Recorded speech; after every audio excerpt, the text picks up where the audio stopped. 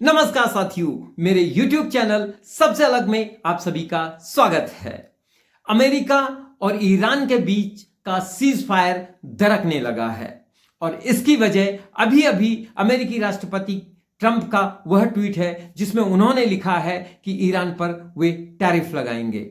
इसके ठीक 2 घंटे पहले इजरायल ने लेबनान पर जबरदस्त हमला कर दिया है जिसमें बहुत सारी कैजुअल्टीज बताई गई हैं। उससे पहले मैं बहुत ही सरल शब्दों में आपको उन 4 ट्वीट्स की कहानी बताता हूं जिनकी वजह से कि ये सीज फायर मुमकिन हुआ है। अर्थात जो पूरी दुनिया सहमी बैठी थी कि अब अमेरिका क्या करने वाला है, अब दुनिया किस घोर संकट में फंस जाएगी। कल रात 12:56 पर पाकिस्तान के राष्ट्रपति शहबाज शरीफ ने एक ट्वीट किया जिसमें कि उन्होंने कहा कि इन 10 बिंदुओं पर अमेरिका और ईरान सहमत हो सकते हैं। दुनिया के रक्षा और कूटनीतिक विशेषज्ञों का यह मानना था कि यह पाकिस्तान का एक स्टंट है।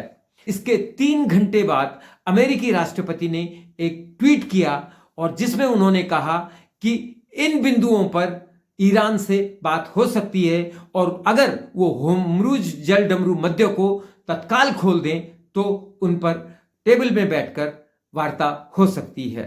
ट्रंप के ट्वीट के 40 मिनट बाद ईरान के राष्ट्रपति पेजेस्कियान ने एक ट्वीट किया जिसमें कि उन्होंने कहा कि अगर अमेरिका इन 10 बिंदुओं पर सहमत होता है तो उससे बात की जा सकती है और मौजूदा युद्ध को 14 दिन के सीज फायर तक पहुंचाया जा सकता है। और ठीक सुबह 5 बजे पाकिस्तान के राष्ट्रपति शहबाज शरीफ ने यह घोषणा कर दी कि अमेरिका और ईरान के बीच 14 दिन का सीज फायर हो गया है और इस ट्वीट ने एक झटके में पाकिस्तान को अंतर्राष्ट्रीय राजनीति में ऊपर चढ़ा दिया। और इन ट्वीट के पीछे भी क्या खेल चला वो मैं आपको बताता हूं। कल रात 12 बजे पाकिस्तान के राष्ट्रपति शहबाज शरीफ ने अमेरिका के राष्ट्रपति डोनाल्ड ट्रंप को फोन किया और उनको समझाया जितने भी बड़े पावर प्लांट, अस्पताल और बड़े कारखाने हैं, पूरा ईरान उनके आगे खड़ा हो गया है और ऐसे में अगर आपने हमला किया तो लाखों की जान जा सकती है। इसके बाद दोनों में 30 मिनट की गुफ्तगू हुई और ठीक इसके कुछ मिनट बाद ही शहबाज शरीफ ने एक बहुत ही व्यवस्थित ड्राफ्ट किया हुआ ट्वीट किया। हालांकि इस ड्राफ्ट की जो भाषा है वो ऐसे लग रही है कि जैसे अमेरिका ने इसे तैयार कराया हो और फिर उस ड्राफ्ट को अपना ट्वीट बनाकर शहबाज शरीफ ने पोस्ट किया हो। इस ट्वीट से पहले ही शहबाज शरीफ ने चीन के विदेश मंत्री को भी फोन किया और चीन के विदेश मंत्री से यह आग्रह किया कि वे ईरान से बात करें और उनको इस 10 बिंदुओं पर सहमत करने की कोशिश करें।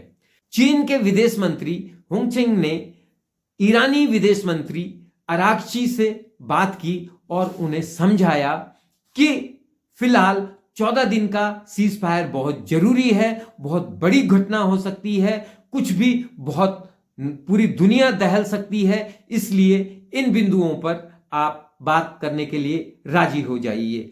और उन्होंने अरागची को बात के लिए सहमत कर लिया। जब यह बात शहबाज शरीफ तक पहुंची तब उन्होंने अमेरिकी राष्ट्रपति को फिर एक ट्वीट करके सूचना दी।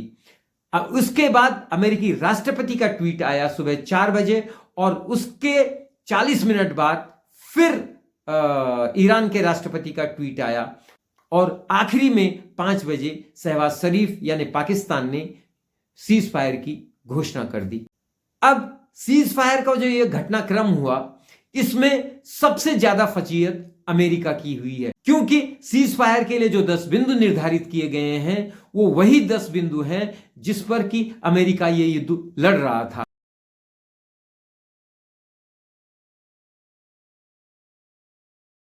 और इन बिंदुओं में ईरान पर दोबारा आक्रमण न करने की गारंटी, ईरान अपने परमाणु संवर्धन के कार्यक्रम को जारी रखेगा शांति प्रयासों के लिए, उसके मिसाइल्स प्रोग्राम जारी रहेंगे, उसको मुआवजा दिया जाएगा, होर्मुज जल डमरू मध्य पर उसका आधिपत्य होगा। इन्हीं के लिए ट्रंप 40 दिनों से बम वर्षा कर रहे थे। रक्षा विशेषज्ञों का मानना है कि यह सीज फायर बहुत टेम्परेरी है और ट्रंप को एक समय चाहिए था जो कि ये 14 दिन में एक तरफ वो नाटक करेंगे सीज फायर का और दूसरी तरफ उसके पीछे वो अपनी तैयारी करेंगे और एक बार फिर ईरान पर जबरदस्त हमला करेंगे। तो इसमें पाकिस्तान शांति दूत के रूप में उभर कर आएगा और बिल्कुल मुमकिन है कि अगला शांति पीस प्राइज पाकिस्तान के राष्ट्रपति शहबाज शरीफ को मिल जाए। यह एक संभावना है। पाकिस्तान के शांति दूत के रूप में उभर कर आने से सबसे बड़ी दिक्कत भारत को है। भारत का सबसे बड़ा दुश्मन पाकिस्तान है और वह आतंकवाद की फैक्ट्री रहा है। ऐसे में अगर वह कामयाब होता है तो भारत की मुश्किलें बहुत बढ़ जाएंगी। 40 दिन के युद्ध के दौरान जो भारतीय सरकार है, जो केंद्र सरकार है, बीजेपी की मोदी सरकार है, उसका जो किरदार रहा है वो बहुत सकारात्मक नहीं रहा है। इस बारे में मैं अपने अगले सेशन को आपको विस्तृत जानकारी दूंगा। धन्यवाद।